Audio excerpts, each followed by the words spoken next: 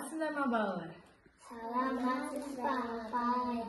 Балалар, бүгін біз жұмыртқаны тұз салғанда бетіне қалқып шығатынын зерттейтін боламыз. Мұнда екі бокалдың ішінде су бар. Су және бізге керек тұз, жұмыртқа балалар. Қасықты қане алып, тұздан салайық. Тұздың түсі қандай балалар?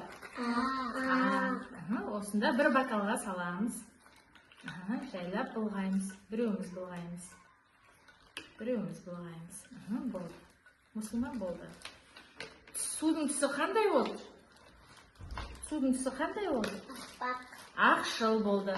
Да, таза су балалар, таза мөлдір су. Енді осыған жұмыртқаны салайық. Салайық. Балалар, қараңдаршы, тұздағы жұмыртқа бетіне қалқып шықты. Таза судағы жұмыртқа астына батып кетті, балалар.